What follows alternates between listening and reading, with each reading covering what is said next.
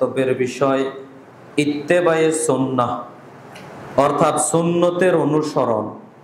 বিষয়টিকে কেন্দ্র করে আপনাদের সামনে পবিত্র কোরআন ও সহিহ হাদিস থেকে অতীব সংক্ষিপ্ত সময়ে দুই চারটি কথা বলার চেষ্টা করব ইনশাআল্লাহ। ওমা তৌফিকি ইল্লা বিল্লাহ, আলাইহি তাওয়াক্কালতু ওয়া ইলাইহি উনীব। সুন্নতের অনুসরণ, যেটা আপনার আমার জীবনের জন্য অত্যন্ত গুরুত্বপূর্ণ একটা বিষয়। আপনি আমি যদি সুন্নতের অনুসরণ না করি, রাসূল সাল্লাল্লাহু আলাইহি ওয়াসাল্লামের আনুগত্য না করি, তাহলে আপনি আমি ইসলাম থেকেই খারিজ হয়ে যাব। আপনার আমার মন গড়া মতো যদি ইবাদত বান্দিগি করি, আমল করার চেষ্টা করি, রাসূল সাল্লাল্লাহু আলাইহি ওয়াসাল্লাম যে আমলগুলো দিয়েছেন এই আমলগুলো যদি না করি, তাহলে অবশ্যই রাসূল সাল্লাল্লাহু আলাইহি ওয়াসাল্লামের সুন্নতের প্রতি আপনার আমার অবজ্ঞাটা থেকে যাবে, যেটা আল্লাহ এবং আল্লাহর নবী মুহাম্মদ সাল্লাল্লাহু আলাইহি সাল্লাম বারবার গুরুত্ব দিয়ে বলেছেন যে তোমরা আল্লাহকে মান্য করো, পাশাপাশি রাসূলের আনুগত্য করো। আপনি যদি আল্লাহর আনুগত্য না করেন, রাসূলের আনুগত্য না করেন, তাহলে আপনি পরিপূর্ণ মুমিন হতে পারবেন না। আল্লাহ সুবহানাহু ওয়া তাআলা পবিত্র কোরআনুল কারীমের 59 নম্বর সূরা হাশরের 7 নম্বর আয়াতে আল্লাহ সুবহানাহু ওয়া তাআলা বলছেন, ওয়ামা আতাকুমুর রাসূলু ফাখুযুহু ওয়ামা নাহাকুম আনহু ফান্তাহু। আল্লাহ সুবহানাহু ওয়া তাআলা বলছেন যে রাসূল যা দিয়েছেন তা তোমরা গ্রহণ করো, তিনি যা নিষেধ করেছেন তা থেকে বিরত থাকো। অত্র আয়াত দ্বারা বোঝা যাচ্ছে আল্লাহ সুবহানাহু ওয়া তাআলা বলছেন, হে দুনিয়ার ইমানদার পুরুষ ও নারী, রাসূল যা দিয়েছেন তা তোমরা গ্রহণ করো। নবী সাল্লাল্লাহু আলাইহি ওয়াসাল্লাম আপনার আমার মাঝে যা যা দিয়েছেন প্রত্যেকটা জিনিসকে আল্লাহ সুবহানাহু ওয়া তাআলা আঁকড়ে ধরার কথা তিনি বলেছেন ওমা নাহাকুম আনহু ফান্তাহু, তিনি যা নিষেধ করেছেন তা থেকে বিরত থাকো। রাসূল সাল্লাল্লাহু আলাইহি ওয়াসাল্লামের যেই আদেশ এইগুলো মানতে হবে, রাসূল সাল্লাল্লাহু আলাইহি ওয়াসাল্লামের যেইগুলো নিষেধ রয়েছে ওইগুলিও আপনাকে আমাকে বর্জন করতে হবে। এই কথাই আল্লাহ সুবহানাহু ওয়া তাআলা কোরআনুল কারীমে বলেন।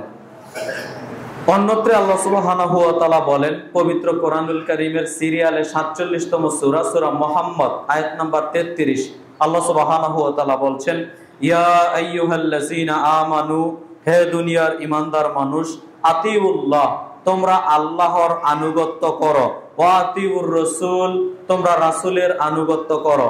পরে আল্লাহ তাআলা বলছেন, ওয়ালা তুবতিলু আমালাকুম, তোমাদের আমলসমূহ বাতিল করো না। অত্র কোরআন মাজিদের আয়াতে কয়েকটা বিষয় স্পষ্টভাবে বোঝা যায়। এক, আল্লাহ সুবহানাহু ওয়া তাআলা সকল পৃথিবীর ঈমানদার পুরুষ ও নারীকে ডাক দিয়ে বলছেন, ইয়া আইয়ুহাল্লাযীনা আমানু, হে দুনিয়ার ঈমানদার মানুষ শোনো। এক, আতিউল্লাহ, তোমরা আল্লাহর আনুগত্য করো। দুই, ওয়া আতিউর রাসূল, তোমরা রাসূলের আনুগত্য করো। শুনে রাখো, যদি তোমরা আল্লাহর আনুগত্য না করো, যদি তোমরা রাসূলের আনুগত্য না করো, ওয়ালা তুবতিলু আমালাকুম, তোমাদের আমল বাতিল করো না। তার মানে আল্লাহ তাআলা বলতে চাচ্ছেন, যদি কোনো মানুষ আল্লাহর আনুগত্য করতে না পারে, রাসূলের আনুগত্য করতে না পারে, তাহলে তার আমল সমূহ বাতিল হয়ে যাবে। আপনি যদি আল্লাহর আনুগত্য না করেন, শিরিকে লিপ্ত হয়ে যান। আল্লাহর আনুগত্য মানে আল্লাহর একত্ববাদ বিশ্বাস করতে হবে, আল্লাহকে মেনে নিতে হবে, কোনো ধরনের শিরিকি কর্মকাণ্ড করা যাবে না। আপনি যদি শিরিকি কর্মকাণ্ড করেন, আপনার জীবনে বাস্তবায়ন করেন কোনো শিরিক, তাহলে দেখা যাবে আপনার জীবনের যে ভালো ভালো নেক আমলগুলো, ওই আমলগুলো আল্লাহ সুবহানাহু ওয়া তাআলা বাতিল করে দিবেন। দুই, ওয়া আতিউর রাসূল, আপনি রাসূলের আনুগত্য যদি না করতে পারেন, রাসূলের আনুগত্য যদি না করতে পারেন, যদি আপনি বিদআতে জড়িয়ে যান, সুন্নতের বিপরীত তার নাম হলো বিদআত। আপনি যদি বিদআতে জড়িয়ে যান, বিদআতি কর্মকাণ্ড করেন, বিদআতি কোনো আমল করে থাকেন, তাহলে আপনার আমল বাতিল হয়ে যাবে। এ কথাই আল্লাহ সুবহানাহু ওয়া তাআলা কোরআনুল কারীমে বলছেন। দেখেন তো, বিষয়টি ভাববার নয়, পৃথিবীতে মনে রেখে দিয়েন, পৃথিবীতে আর কোনো পাপের কাজ নেই যেই পাপের কাজ করলে আল্লাহ সুবহানাহু ওয়া তাআলা আপনার অতীতের যত ভালো ভালো কর্মগুলো করেছেন সব একেবারে সব বাতিল করে দিবেন। শুধুমাত্র শিরিক, শুধুমাত্র বিদআত। আপনি যদি এইগুলো করেন তাহলে আপনার জীবনে যে নেক আমলগুলো আছে ওই নেক আমলগুলো আল্লাহ বাদ করে দিবেন। আপনি 10 টাকা দান করেছেন, আল্লাহ করজ চিহ্ন বসিয়ে দিবেন, দলিকনার নে উড়িয়ে দিবেন যদি বিদআত করেন।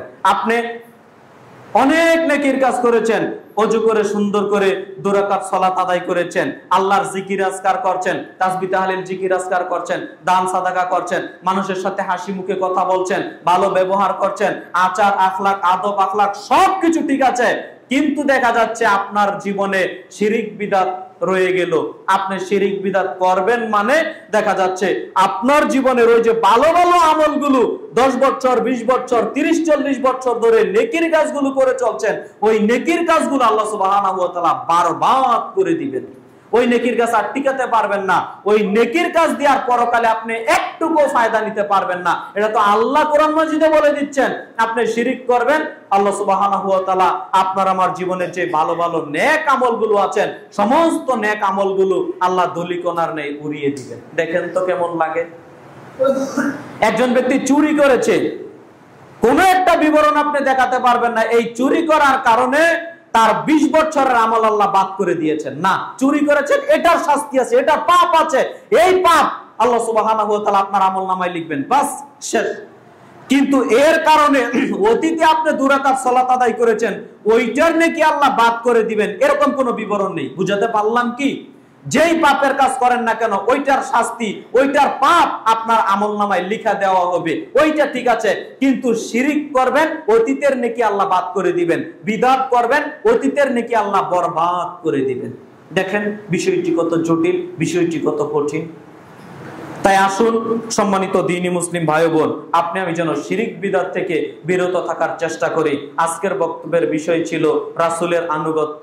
আপনি যদি বিদআত করেন তাহলে আপনার আমার আমলগুলো, ভালো ভালো কর্মগুলো আল্লাহ সুবহানাহু ওয়া তাআলা বাদ করে দিবেন। মনে রেখে দিয়েন একটা কথা, যেখানে রাসূলের সুন্নাহ আছে ওইখানে বিদআত কখনো থাকতে পারে না, আর যেখানে বিদআত প্রতিষ্ঠিত হয়ে গেছে ওইখানে রাসূলের সুন্নাহ কখনো থাকতে পারে না। যেখানে সুন্নত আছে ওইখানে বিদআত থাকতে পারে না, আর যেখানে বিদআত আছে ওইখানে সুন্নাহ কখনো থাকতে পারে না। অতএব সম্মানিত দ্বীনি মুসলিম ভাই বোন, সুন্নত বিদআতের সাথে কখনো আপনাকে আমাকে আপোষ করা যাবে না। কশিনকালও বিদআতের সাথে আপনি আপোষ করিয়েন না। যখন জানবেন ভাই, যখন জানবেন এটা শিরিক, এইটা বিদআত, মুসলিম হিসেবে এর দ্বার কাছে আপনার আমার থাকার কোনো সুযোগ নেই। যদি আপনি একটু আপোষ করেন, হ্যাঁ পূর্ব থেকে চলে এসেছে, বাপ দাদা থেকে চলে এসেছে, আগের হুজুরেরা কি ভুল বলতো, এই দোহাই দিয়ে আপনি পার পাবেন না ভাই, কোশ্চিনকালও আপনি পার পাবেন না। হয়তো আপনার বাপ দাদারা পার পেয়ে যেতে পারেন, কেন? তারা জানেন না, তারা বুঝতেন না, তাদেরকে আল্লাহ মাফ করে দিতে পারেন। আগের হুজুরেরা হয়তো ওইটা বুঝতেন না, আল্লাহ তাদের মাফ করে দিতে পারেন। কিন্তু ওইটার দোহাই দিয়ে, ওইটার বরবাদ দেখিয়ে, ওইটাকে দেখিয়ে সমাজে একটা প্রতিষ্ঠিত বিদআত, হ্যাঁ মানুষ মারা যাওয়ার পর 40 দিন পর, 1 বছর পর বা যে কোনো একটা সময়কে কেন্দ্র করে, মৃত মানুষকে কেন্দ্র করে আপনি বিশাল খাবারের আয়োজন করছেন, বলছেন যে বাপদাদা থেকে চলে এসেছে, আগের হুজুরেরা করে এসেছে। এই দোহাই দিয়ে আপনি রাসূলের সুন্নাহকে কবর দিয়েন না। এই দেখেন আজকের খুতবার সময় তো সংক্ষিপ্ত, কয়টা কথা বলতে পারো, তবে একটা মূল কথা বলি, মনে রেখে দিয়েন। মুসলমান আর হিন্দুর মাঝে পার্থক্য কি বলেন তো? মুসলমান আর হিন্দুর মাঝে পার্থক্য কি আমি বলি, আপনি বুঝেন একটু। একজন হিন্দু ভাই, তাকে গিয়ে আপনি দাওয়াত দিবেন যে ভাই তুমি তো আমাদের এলাকায় অনেকদিন ধরে বসবাস করো, ইসলাম ধর্ম সত্য, হ্যাঁ ইসলাম ধর্ম সত্য, তাহলে তুমি কালেমা পড়ে মুসলমান হয়ে যাও। আপনি দাওয়াতটা দেন, জানেন কি জবাব দিবে? তাদের দেখবেন এই জবাবটাই আসবে যে সমাজের পরিস্থিতি তো খারাপ হয়ে যাবে, আমার বাপ দাদারা তো এটা মেনে নিবে না, আমার বাপ দাদারা ছিল হিন্দু, কেন আমরা এটা মেনে নিব? আমরা আমাদের বাপ দাদা, তাদের সাথে আমরা গাদ্দারি করব না, বাপ দাদারা যেই ধর্মের ছিল আমরা ওই ধর্মেই থাকবো। আপনি দেন দাওয়াত, দেখবেন এটাই বলবে, বাপ দাদার দোহাই দিবে। এটা তো ভাই হিন্দুর নীতি, আপনার নীতি কেমনে হলো? এটা তো ভাই হিন্দুর নীতি, আপনার নীতি কেমন হলো? বললাম এটা শিরিক, বললাম এটা বিদআত। আপনি কেন বলছেন যে বাপ দাদা থেকে চলে এসেছে? আপনি কেন বলছেন আগের হুজুরেরা করেছে? আপনি কেন বলছেন যে পূর্বপুরুষ থেকে এটা চলে এসেছে? না, এটা তো হিন্দুর বৈশিষ্ট্য, এটা তো হিন্দুর বৈশিষ্ট্য, বাপ দাদা থেকে চলে এসেছে। এখন জেনেছি ইসলাম ধর্ম সত্য, এরপরও মানবো না, বাপ দাদারা যেই ধর্মের ছিল ওই ধর্মেই থেকে গেলাম। এটা তো হিন্দুর বৈশিষ্ট্য ভাই, মুসলমানের কেন বৈশিষ্ট্য এটা হবে? মুসলমানের নীতি, মুসলমানের বৈশিষ্ট্য হবে হক যখন চলে এসেছে বাতিল সব বাদ দিয়ে দিতে হবে। বাতিলের সাথে কখনো আপোষ করা যাবে না, বাতিলের সাথে কখনো আপোষ করা যাবে না। অতএব সম্মানিত দ্বীনি মুসলিম ভাই বোন, আপনাকে আমি যে কথাটা বলতে চাচ্ছিলাম, শিরিক বিদআতের সাথে কখনো আমি আপোষ করতে পারি না। রাসূলের সুন্নাহ যেখানে প্রতিষ্ঠিত, যখন জানবো এটা রাসূলের সুন্নাহ, ওইটাই পালন করতে হবে, জান প্রাণ দিয়ে চেষ্টা করতে হবে ওইটাকেই সমাজের মধ্যে প্রতিষ্ঠিত করার জন্য। মনে করেন একটা উদাহরণ দেই, বুঝবেন।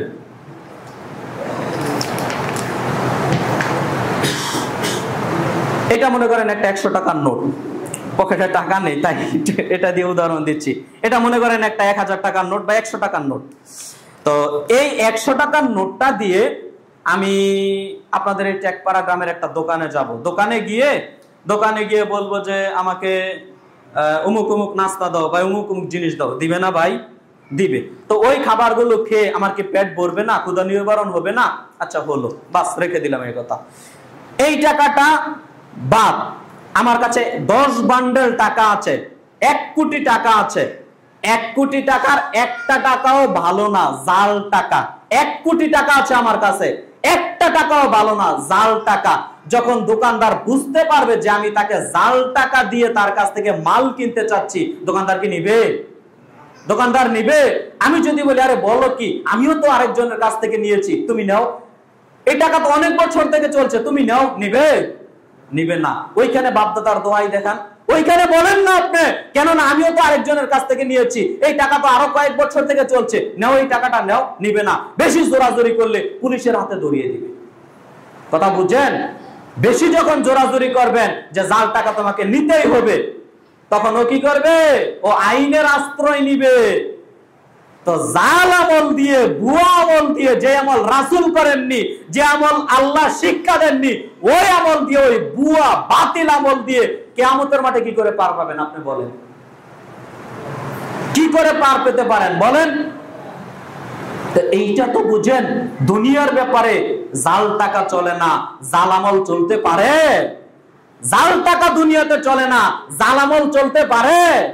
অসম্ভব নয়। জাল আমল কশিন কাল, জাল আমল, বাতিল আমল, ওই বাপ দাদার দোয়াই দেখিয়ে ওই আমল করে আপনি কশিন কাল নাজাত পেতে পারেন না। সম্মানিত দ্বীনি মুসলিম ভাই বোন, বলছিলাম শিরিক বিদআত থেকে যে কোনো মূল্যে আপনাকে আমাকে বেরিয়ে আসতে হবে, আল্লাহ এবং আল্লাহ রাসূলের আনুগত্যই করতে হবে। আপনি যদি আল্লাহ এবং আল্লাহ রাসূলের আনুগত্য না করেন, তাহলে পরকাল বড় ভয়াবহ হয়ে দাঁড়িয়ে যাবে। সম্মানিত দ্বীনি মুসলিম ভাই বোন, আপনাকে আমি বলছি, এতটুকু কথা মনে রেখে দেন। একটা গ্লাস, বুঝেন কথা, একটা গ্লাসের মধ্যে পরিপূর্ণ করে আমি পানি রাখলাম, পরিপূর্ণ করে পানি রাখলাম। এই গ্লাসের মধ্যে আমি যদি আরেকটু পানি দেই, পানিটা কি থাকবে না পড়ে যাবে? কথা বলেন, থাকবে না পড়ে যাবে? পড়ে যাবে। আচ্ছা, পানি না হয়ে পড়ে গেল, একটা ভর্তি পরিপূর্ণ গ্লাস। আমি এখন এই গ্লাসের মধ্যে এতটুকু মধু এনে দিব, মধু একটু দামি মধু এনে দিব।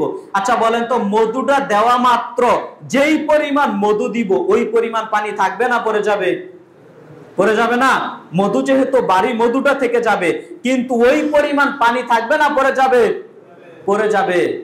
ইসলাম পরিপূর্ণ। ইসলাম পরিপূর্ণ নয়? যদি এই বিশ্বাস রাখেন যে ইসলাম মনে হয় পরিপূর্ণ নয়, তো মুসলমান থাকতে পারবেন না। ইসলাম পরিপূর্ণ কে করে দিয়ে গেছেন পরিপূর্ণ? নবীজি। জি, মুরব্বী বলল, নবী সাল্লাল্লাহু আলাইহি সাল্লাম পরিপূর্ণ করে দিয়ে গেছেন। কথা কি বুঝেন? নবী সাল্লাল্লাহু আলাইহি সাল্লাম জীবদ্দশাতে ইসলামটাকে পরিপূর্ণ করে দিয়ে গেছেন। বিদায় হজের ভাষণে নবীজি এটা বললেন যে ইসলাম পরিপূর্ণ। আমি কি তোমাদেরকে পুঙ্খানুপুঙ্খভাবে দাওয়াত পৌঁছে দেইনি? ইসলাম পরিপূর্ণ, আল্লাহ কোরআন মাজিদেও বলছেন। তো ওই পরিপূর্ণ ইসলামের মধ্যে এখন এসে শত শত বছর পরে এসে অমুক পীর, তুমুক পীর, অমুক বড় হুজুর, তুমুক বড় হুজুর এক একটা করে আমল ঢুকাচ্ছে, যে আমল রাসূল করেননি, যেই কর্ম রাসূল করেননি। তাহলে বলেন তো, যেই কর্মটা ইসলামের মধ্যে আমি ঢুকিয়ে দিচ্ছি, যেই আমলটা আমি ইসলামের মধ্যে ঢুকিয়ে দিচ্ছি, তাহলে ইসলাম যতটুকু ছিল অতটুকু কি থাকবে না? ইসলাম বাদ পড়ে যাবে, বাদ পড়ে যাবে। এখন হুজুর ভোট নেওয়ার জন্য বলছে যে যে ভোট দেওয়া নাকি জায়েজ, ভোট দেওয়া নাকি যে আমার পীরকে ভোট দেবে সেজন্য নবীকে ভোট দিল, নাউজুবিল্লাহ। কত কিসসা কাহিনী, কত বানোয়াট কথা, তা আপনার সামনে কয়টা বলি। সম্মানিত দ্বীনি মুসলিম ভাই বোন, নিজের স্বার্থে যতটুকু আসে ততটুকু প্রচার করে, আর নিজের বিরুদ্ধে যতটুকু চলে যাবে ওইটা হুজুর মুখ দিয়ে বলে না। সম্মানিত দ্বীনি মুসলিম ভাই বোন, আপনাকে আমি বলতে চাচ্ছিলাম, মনে রেখে দিয়েন, রাসূলের আনুগত্য করতে হবে। আপনি যে আমলটা করবেন, কথার কথা, মানুষ মারা যাওয়ার পরে আপনি 40টা অমুক তুমুক খাবার দাবারের আয়োজন করেছেন, এইটা করলে রাসূলের যে সুন্নাহটা ছিল ওইটা বাদ পড়ে যাবে, আপনারটাই টিকে থাকবে, আপনার আমল বাতিল হয়ে যাবে। আমার বলা কথা নয়, রাসূল সাল্লাল্লাহু আলাইহি সাল্লাম বলছেন, আল্লাহ সুবহানাহু ওয়া তাআলা কোরআনুল কারীমে বলছেন, প্রত্যেকটা আমল, প্রত্যেকটা কর্ম যেটা রাসূল করেননি আপনি করেন। আপনি তাসবিহ তাহলিল জিকির আজকার করেন, ভালো কথা, হাত দিয়ে তাসবিহ তাহলিল জিকির আজকার করছেন, সুবহানাল্লাহ 33 বার, আলহামদুলিল্লাহ 33 বার, আল্লাহু আকবার 34 বার আমল করছেন, ভালো কথা। অধিকাংশ মা বোনেরা তাসবিহ দানায় তাসবিহ গণনা করে না। তো নবীজি কি তাসবিহ দানায় তাসবিহ গণনা করেছেন? রাসূল যদি না করে থাকেন আপনি করেন কোন সাহসে বলেন? রাসূল যদি না করে থাকেন আপনি করেন কোন সাহসে? নবীজি তো হাতের আঙ্গুলে করের মাধ্যমে তাসবিহ গণনা করেছেন, আপনি তাসবিহ দানা নিলেন কেন বলেন? আপনি কেন নিলেন বলেন? আপনি এটা ইবাদত, ইবাদতের মধ্যে ওটা ঢুকে না, ওটা ঢুকাতে চলে না। আপনি ইবাদত করছেন, হাতের আঙ্গুলের করের মাধ্যমে তাসবিহ গণনা করতে হবে, ভুল হোক তাতেও নেকি হবে। আপনি 100 বারের জায়গায় 110 বার পড়ে ফেলেন, 100 বারের জায়গায় 90 বার পড়েন, কোনো সমস্যা নেই, তাতেই নেকি হবে, কিন্তু রাসূলের পদ্ধতিতে হওয়া লাগবে।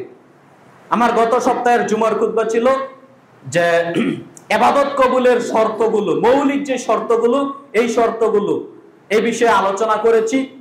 তার মধ্যে এটা একটা অন্যতম পয়েন্ট ছিল যে যেই কোনো আমলটা আপনি করেন, ওই আমলটা আপনি রাসূলের পদ্ধতিতে করছেন কিনা, এইটা যদি না থাকে আপনার আমল বাতিল হয়ে যাবে, টিকাতে পারবেন না আপনি।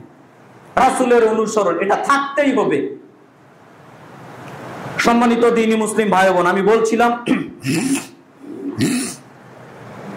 রাসূল সাল্লাল্লাহু আলাইহি ওয়াসাল্লামের অনুসরণ করতে হবে, নইলে আপনি আমল টিকাতে পারবেন না। আয়েশা রাদিয়াল্লাহু তাআলা আনহা বলেন, রাসূল সাল্লাল্লাহু আলাইহি ওয়াসাল্লাম তিনি বলেছেন, মান আহাদাসা ফি আমরিনা মা হাযা লাইসা মিনহু ফাহুয়া রাদ্দুন। নবী সাল্লাল্লাহু আলাইহি ওয়াসাল্লাম বলছেন, যে ব্যক্তি আমার দ্বীনের মধ্যে নতুন কিছু উদ্ভাবন ঘটালো, যেই ব্যক্তি আমার দ্বীনের মধ্যে নতুন কিছু সংযোজন করলো, ফাহুয়া রাদ্দুন, তা বাতিল, তা পরিত্যাজ্য। ওই ব্যক্তি যেই দিনের মধ্যে যেই কর্মটা করুক না কেন, যেটা আমি নবী সাল্লাল্লাহু আলাইহি ওয়াসাল্লাম দিয়ে যাইনি, ওইটা কখনো ধর্ম হতে পারে না, ওইটা বাতিল হয়ে যাবে, ওইটা পরিত্যাজ্য হয়ে যাবে। আয়েশা রাদিয়াল্লাহু তাআলা আনহা বলেন, রাসূল সাল্লাল্লাহু আলাইহি ওয়াসাল্লাম বলেছেন, মান আমিলা আমালান লাইসা আলাইহি আমরুনা ফাহুয়া রাদ্দুন।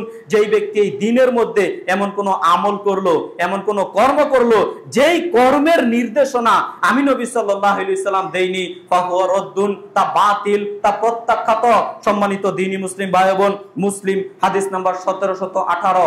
সম্মানিত দ্বীনি মুসলিম ভাই বোন, অত্র হাদিসগুলো দ্বারা বোঝা যাচ্ছে নবী সাল্লাল্লাহু আলাইহি ওয়াসাল্লামের যেই কর্মগুলো করছেন, এই কর্মগুলোর মধ্য থেকে যদি রাসূলের নির্দেশনা না থাকে, ওই কর্মটা করলে পশ্চিমকালও আপনি নাজাত পাবেন না, ওইটা বাতিল বলে গণ্য হয়ে যাবে। আপনি যেই কর্মটা করছেন এটা যদি রাসূলের নির্দেশ না থাকে, যেই আমলটা করছেন এটা কার নির্দেশ থাকতে হবে?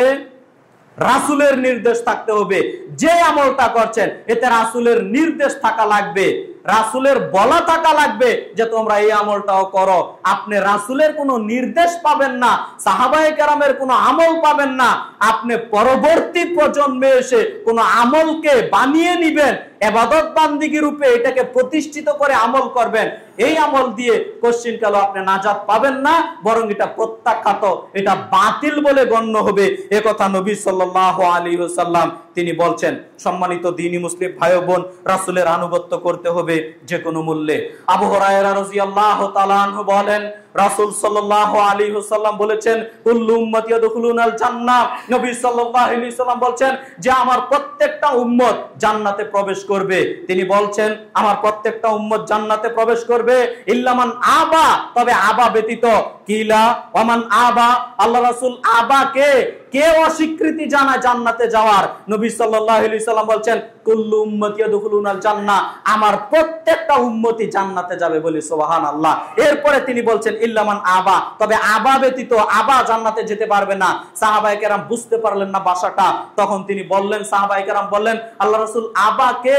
কে জান্নাতে যেতে অস্বীকৃতি জানায়? সবাই তো জান্নাতে যেতে চায়। তখন ক্বালা রাসূল সাল্লাল্লাহু আলাইহি সাল্লাম বললেন মান আতানি দাখালাল জান্নাহ ওয়া মান আসানি ফাকাদ আবা। শুনে রাখো, যে ব্যক্তি আমার অনুসরণ করে সেই ব্যক্তি জান্নাতে প্রবেশ করবে, আর যে ব্যক্তি আমার অনুসরণ করলো না সেই হচ্ছে আবা, সেই জাহান্নামে যাবে। সম্মানিত দ্বীনি মুসলিম ভাই বোন, বুখারী মিশকাতের 143 নম্বর হাদিস দ্বারা বোঝা যাচ্ছে যে ব্যক্তি রাসূলের আনুগত্য করবে, রাসূলের অনুসরণ করবে, সে জান্নাতে যাবে। আর যে ব্যক্তি রাসূল সাল্লাল্লাহু আলাইহি সাল্লামের অনুসরণ আনুগত্য করবে না, ওই ব্যক্তি জান্নাতে যাবে না। একথা নবী সাল্লাল্লাহু আলাইহি সাল্লাম তিনি বলছেন।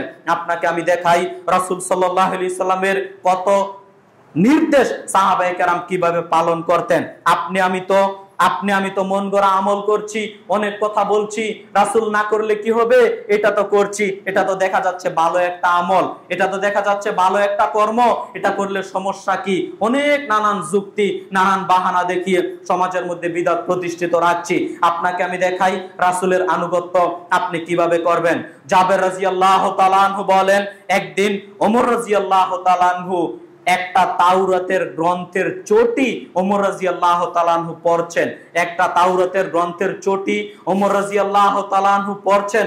পরে আল্লাহ রাসূলকে বলছেন, আল্লাহ রাসূল এই তাওরাতের গ্রন্থের এই চটির এই অংশগুলো আমার খুব ভালো লাগছে, আল্লাহ রাসূল এই অংশগুলো আমার খুব ভালো লাগছে। এই পর্যন্ত বলতেই রাসূল সাল্লাল্লাহু আলাইহি সাল্লাম ওমর রাদিয়াল্লাহু তাআলা আনহুর দিকে রাগ করলেন, রাগ করে তাকালেন, এত রাগান্বিত অবস্থায় তাকালেন।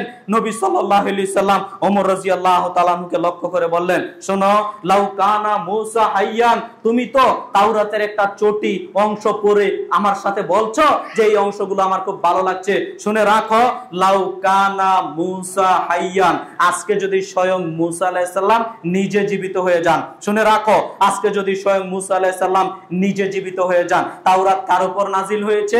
মূসা আলাইহিস সালামের উপর নাজিল হয়েছে। তো নবী সাল্লাল্লাহু আলাইহি সাল্লাম বলছেন, তোমরা তো তাওরাতের গ্রন্থের চটির অংশ পড়ে আমাকে বলছে এই অংশগুলো ভালো লাগছে, আল্লাহ রাসূল লিখার অনুমতি দিবেন কি? শোনো, লাউ কানা মূসা হাইয়ান, আজকে যদি মূসা আলাইহিস সালাম স্বয়ং জীবিত হয়ে যান, আর শুনে রাখো, তোমরা যদি আমার আনুগত্য ব্যতীত মূসার আনুগত্য করো, তোমরা যদি আমার আনুগত্য ব্যতীত মূসার আনুগত্য করো, তাই এরপরেও তোমরা পথভ্রষ্ট, এরপরেও তোমরা জাহান্নামে যাবে। নেবার আজকে যদি মূসা আলাইহিস সালাম নিজে জীবিত হয়ে যান, আর তোমরা যদি আমার আনুগত্য ছেড়ে দাও, মূসার আনুগত্য করো, এরপরও তোমরা পথভ্রষ্ট, এরপরও তোমরা পথভ্রষ্ট, এরপরও তোমরা পথভ্রষ্ট। বলেন আপনি রাসূলের সুন্নাহ আছে, বুঝা যাচ্ছে এটা রাসূলের সুন্নাহ, আপনি রাসূলের সুন্নাহ পালন না করে পীর সাহেবের গোলামি করছেন না, বড় হুজুরের গোলামি করছেন, বড় হুজুর যে আমল দেখিয়ে দিয়ে গেছেন ওই আমল নিয়ে আপনি মাতামাতি করছেন না। ওমর রাদিয়াল্লাহু তাআলা তো শুধুমাত্র বললেন যে তাওরাতের এই গ্রন্থগুলো আমার খুব ভালো লাগছে, আল্লাহ রাসূল আপনি যদি অনুমতি দেন আমি লিখে রাখতাম। আল্লাহর নবী বললেন, শোনো, লাউ কানা মূসা হাইয়ান, আজকে যদি মূসা আলাইহিস সালাম স্বয়ং জীবিত হয়ে যান, আর তোমরা যদি আমাকে ছেড়ে দিয়ে মূসার আনুগত্য করো, এরপরও তোমরা পথভ্রষ্ট হয়ে যাবে, তোমরা আমার উম্মত থেকে খারিজ হয়ে যাবে, তোমাদের জাহান্নামে যাওয়া লাগবে। মূসা আলাইহিস সালাম নিজে জীবিত হলে আমার আনুগত্য করা লাগবে, মূসা আলাইহিস সালাম নিজে জীবিত হয়ে গেলে আমার আনুগত্য করা লাগবে। সম্মানিত দ্বীনি মুসলিম ভাই বোন, মনে রেখে দিয়েন একটা কথা, শেষ মুহূর্তে কিয়ামতের পূর্বে ইমাম মাহদী আসবেন। কার নির্দেশ মতো চলবেন? নবী সাল্লাল্লাহু আলাইহি সাল্লামের নির্দেশ মতো চলবেন। কিয়ামতের পূর্বে ঈসা আলাইহিস সালাম আসবেন, কার মতো চলবেন? ঈসা আলাইহিস সালাম জীবিত থাকা অবস্থাতেও কিন্তু তিনি তার গ্রন্থ অনুযায়ী ওইভাবে দাওয়াত দিয়েছেন, কিন্তু কিয়ামতের পূর্বে যখন আগমন করবেন সবগুলো বাদ, নবী সাল্লাল্লাহু আলাইহি সাল্লাম যেই নীতি, যেই বৈশিষ্ট্য এখন যেটা আছে, ঈসা আলাইহিস সালাম ওই নীতিতেই দেশ পরিচালনা করবেন। কথা বুঝেন? অতএব সম্মানিত দ্বীনি মুসলিম ভাই বোন, আমরা বলছি রাসূলের কথা আর আপনি বলছেন বড় হুজুরের কথা না। আমরা বলছি রাসূলের কথা আর আপনি বলছেন পীর সাহেবের কথা না। মনে রেখে দিয়েন সম্মানিত দ্বীনি মুসলিম ভাই বোন, রাসূলের সাথে কারো কথা মিলতে পারে না। নবী সাল্লাল্লাহু আলাইহি সাল্লাম যেই নির্দেশ, যেই আদেশ আপনাকে আমাকে করে গেছেন, ওই নির্দেশ, ওই আদেশই আপনাকে আমাকে পুঙ্খানুপুঙ্খভাবে পালন করতে হবে, নইলে পরকালে আপনি কোশ্চিনকালও জান্নাতে যেতে পারবেন না, নাজাত পেতে পারেন না। একটা হাদিস বলে আমি আলোচনার শেষ দিকে চলে যাচ্ছি, একটু খেয়াল করার চেষ্টা করেন সম্মানিত দ্বীনি মুসলিম ভাই বোন। হাদিসটি আপনারা পেয়ে যাবেন সহিহুল বুখারীতে, মিশকাতুল মাসাবির মধ্যে পেয়ে যাবেন, হাদিস নাম্বার 144। বর্ণনাকারী সাহাবীর নাম হচ্ছে জাবের রাদিয়াল্লাহু তাআলা আনহু। জাবের রাদিয়াল্লাহু তাআলা আনহু বলেন, বুঝেন হাদিসটা, লম্বা একটা হাদিস, আমি শর্টে বলার চেষ্টা করছি। জাবের রাদিয়াল্লাহু তাআলা আনহু বলেন, একদা নবী সাল্লাল্লাহু আলাইহি ওয়াসাল্লাম ঘুমিয়ে আছেন। নবী সাল্লাল্লাহু আলাইহি ওয়াসাল্লাম ঘুমিয়ে আছেন। এমত অবস্থায় কিছু ফেরেশতা, দুই দলের একটা ফেরেশতা মণ্ডলীরা আগমন ঘটলো। নবী সাল্লাল্লাহু আলাইহি ওয়াসাল্লাম ঘুমিয়ে আছেন, ফেরেশতারা আগমন করে একজন ফেরেশতা আরেকজন ফেরেশতাদেরকে বলা বলি শুরু করলো। ফেরেশতারা কথোপকথন করছে, কথা কি বুঝেন? ওই মুহূর্তে নবী সাল্লাল্লাহু আলাইহি ওয়াসাল্লাম ঘুমিয়ে আছেন, নবীজির পাশে এসে ফেরেশতারা কথোপকথন করছে।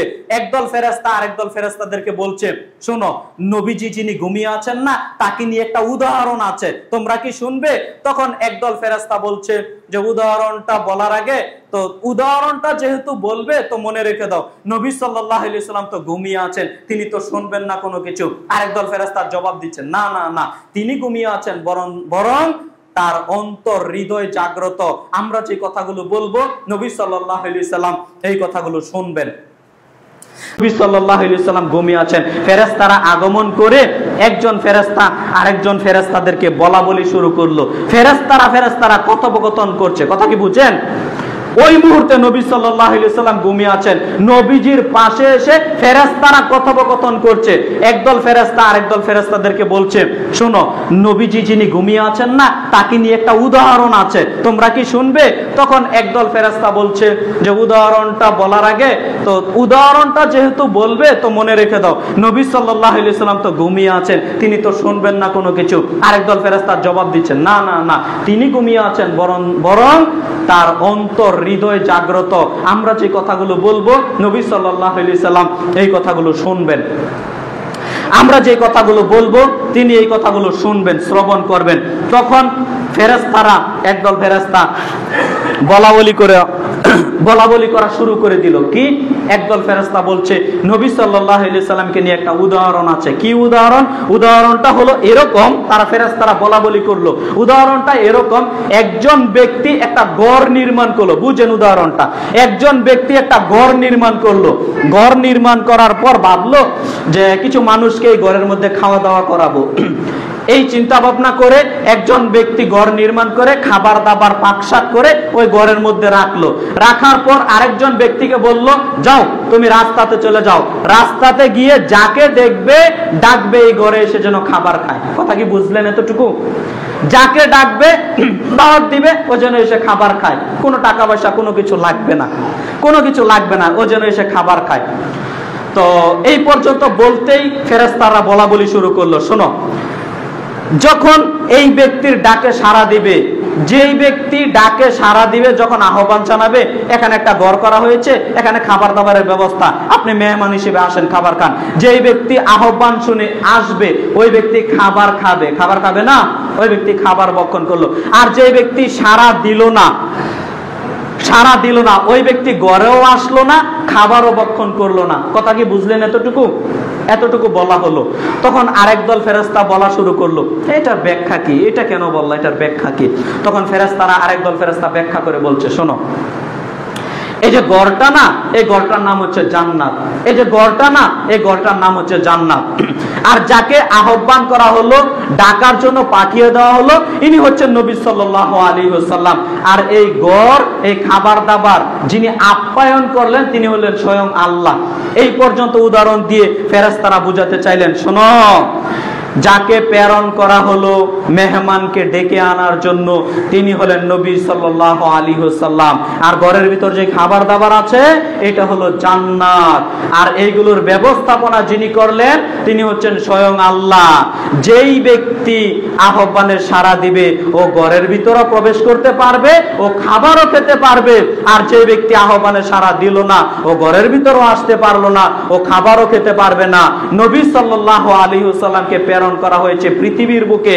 নবী সাল্লাল্লাহু আলাইহি ওয়াসাল্লামকে যারা মেনে নিবে, নবীজির ডাকে সাড়া দিবে, তারা জান্নাতে প্রবেশ করবে।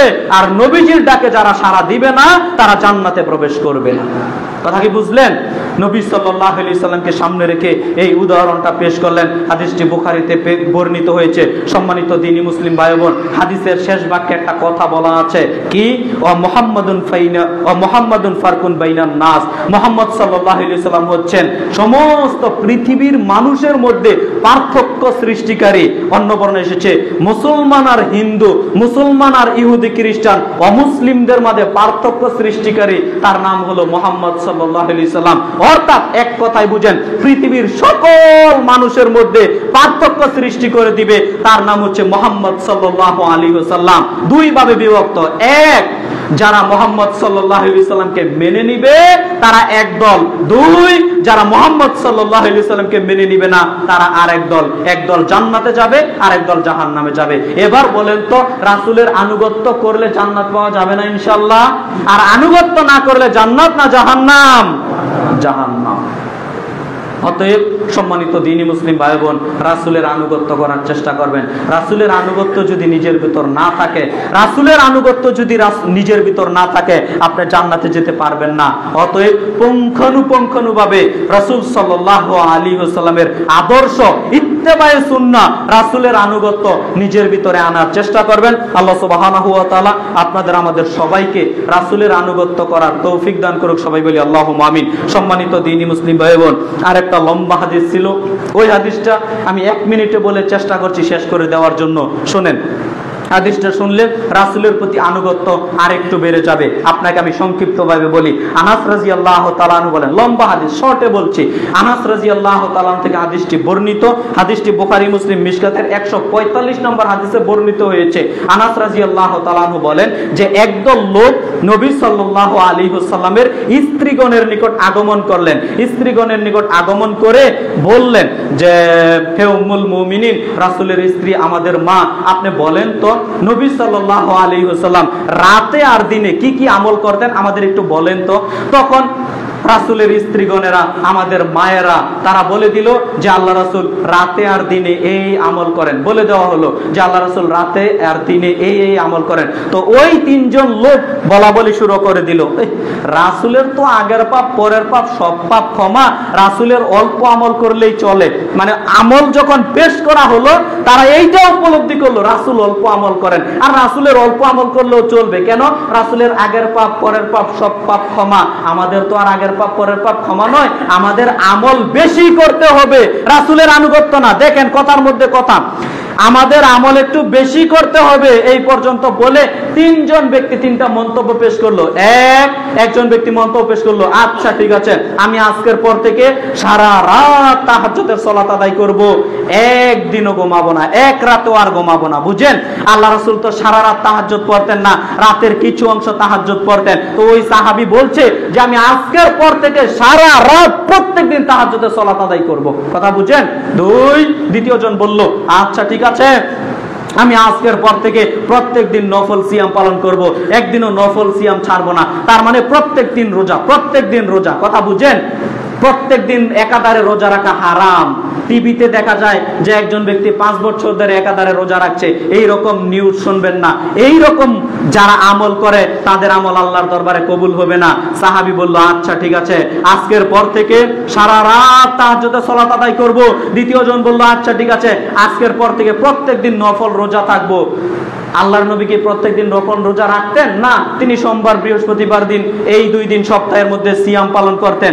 আরো চলে যান আপনি মাসের মধ্যে 3 দিন, 13, 14, 15 আইয়ামে 20, এই নফল সিয়াম গুলো থাকতেন। প্রত্যেকদিন তিনি থাকতেন না। তো সাহাবী বলল, আল্লাহ রাসূল সপ্তাহে 2 দিন করে, আমি প্রত্যেক দিন করব। তৃতীয় জন বলল, আচ্ছা ঠিক আছে, আমি বিবাহ শাদী করব না। কেন? আল্লাহর নবী বিবাহ শাদী করেছেন, আমি বিবাহ শাদী করব না। কেন বিবাহ শাদী করব না? এজন্য বিবাহ শাদী করব না, কেননা বিবাহ শাদী করলে সাংসারিক অনেক জায় ঝামেলা নিজের মধ্যে চলে আসে, দুনিয়াবি টাকা পয়সা ইনকাম করতে হয়, অনেক কিছু দুনিয়ামুখী জীবন যাপনের দিকে দাবিত হওয়া লাগে। এজন্য আমি বিবাহ শাদী করব না, সব সময় শুধু আল্লাহর ইবাদত করব। কথা বুঝেন? আচ্ছা বলেন তো, তিনজন ব্যক্তির কি নিয়ত খারাপ? বুঝেন না মনে হয়। তিনজন ব্যক্তির কি নিয়ত খারাপ? নিয়ত ভালো, কিন্তু রাসূল থেকেও বেশি আমল করতে চাইছে। কথা বুঝেন? নবী সাল্লাল্লাহু আলাইহি সাল্লাম এই পর্যন্ত শুনে নিলেন। শুনে গিয়ে নবী সাল্লাল্লাহু আলাইহি সাল্লাম বললেন, এই শোনো, তোমরা কি তিনজন এই মন্তব্য করলে আল্লাহর? তখন আল্লাহর নবীকে বলা হলো, জি আল্লাহ রাসূল, আমরা তিনজন ব্যক্তি এই মন্তব্য পেশ করছি। তখন নবী সাল্লাল্লাহু আলাইহি সাল্লাম বলেন, শোনো, ফামান রাগিবা আন সুন্নতি ফালাইসা মিন্নি, শুনে রাখো, যারা আমার সুন্নাহ থেকে মুখ ফিরিয়ে নিবে, শোনো, ফামান রাগিবা আন সুন্নতি ফালাইসা মিন্নি, যারা আমার সুন্নাহ থেকে মুখ ফিরিয়ে নিবে তারা আমার উম্মত থেকে উম্মত থেকে খারিজ হয়ে যাবে। কি বুঝলেন? তিনজন ব্যক্তি ভালো ভালো আমল করতে চাইছে, রাসূল থেকেও বেশি আমল করতে চাইছে। নবী সাল্লাল্লাহু আলাইহি সাল্লাম বলছেন, শোনো, ফামান রাগিবা আন সুন্নতি ফালাইসা মিন্নি, যারা আমার সুন্নাহ থেকে মুখ ফিরিয়ে নিবে তারা আমার উম্মত থেকে ভাগ পড়ে যাবে। তার মানে বেশি আমল করতে হবে, ব্যাপারটা এরকম না যে আমলটাই আপনি করেন রাসূলের সুন্নাহ মোতাবেক করতে হবে। কথা বুঝাতে পারলাম? যে আমলটা করেন রাসূলের সুন্নাহ মোতাবেক করতে হবে। আমল কম করেন কিন্তু রাসূলের পদ্ধতিতে করেন। কথা বুঝেন আমার? আমল কম করেন কিন্তু রাসূলের পদ্ধতিতে করেন। রাসূল থেকেও বেশি ডিঙ্গিয়ে যাওয়ার চেষ্টা করিয়েন না, বেশি পণ্ডিতগিরি করার চেষ্টা করিয়েন না। নবী সাল্লাল্লাহু আলাইহি সাল্লাম যেইভাবে আমল করেছেন ওইভাবে আমল করার চেষ্টা করেন, তাহলে আপনি আল্লাহকে সন্তুষ্ট করতে পারবেন। আপনি যদি আল্লাহকে সন্তুষ্ট করতে চান তাহলে রাসূলের পদ্ধতিতেই আপনাকে আমাকে আমল করতে হবে।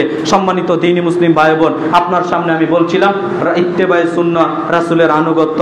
সম্মানিত দ্বীনি মুসলিম ভাই বোন, আজকের জন্য আমরা আমাদের আলোচনা এ পর্যন্ত রাখলাম। রাসূলের আনুগত্য করার চেষ্টা করবেন। আমরা আল্লাহকে বলি, আল্লাহ আমরা যেন রাসূল সাল্লাল্লাহু আলাইহি ওয়াসাল্লামের আনুগত্য যথাযথভাবে পুঙ্খানুপুঙ্খভাবে করতে পারি। আল্লাহ তুমি আমাদের সবাইকে সেই তৌফিক দান করো। সবাই বলি আল্লাহুম্মা আমিন। সম্মানিত জুমা সালাতের মুসল্লিবৃন্দ,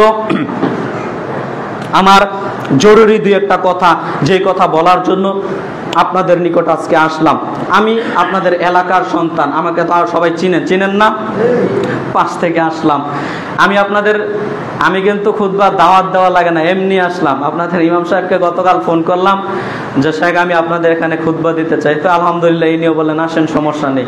তো আসলাম। আমি আপনাদের এখানে বছরে 1-2 বার আসার চেষ্টা করি, কেননা এটা আমি হক মনে করি, এটা আমার দায়িত্ব আমি মনে করি। আমার বাড়ির পাশে আমি যদি খুতবা না দিই, শুধু দূরে দূরে খুতবা দিলে হবে?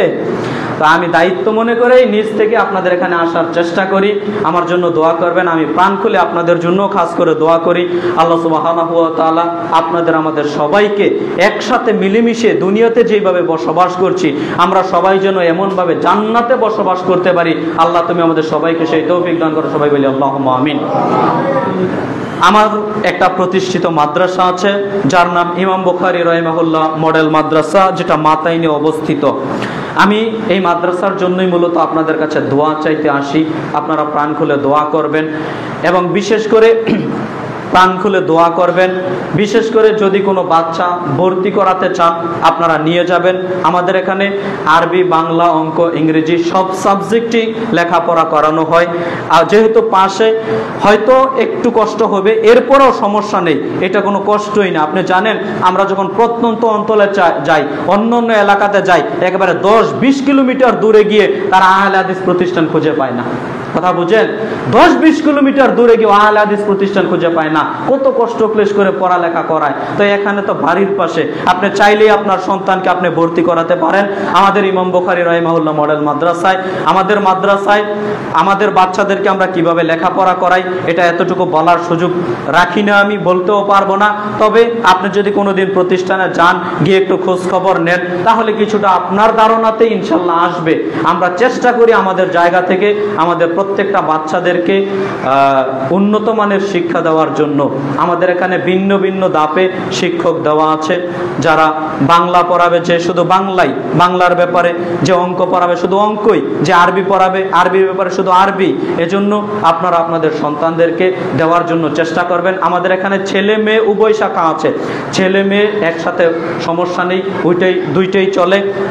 আমাদের এখানে প্লে থেকে এবছর 4র্থ শ্রেণী পর্যন্ত ভর্তি চলবে, প্লে থেকে 4র্থ শ্রেণী পর্যন্ত ভর্তি চলবে।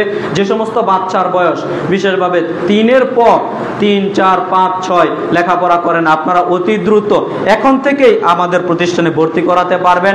আপনারা যে কোনো এক সময় ক্লাস সময়ে গিয়ে সকাল 10টা থেকে 12:30 এই সময়ের মধ্যে গিয়ে আপনার সন্তানকে ভর্তি করিয়ে দিয়ে আসবেন। এটা আমার বিনীতভাবে অনুরোধ থাকছে।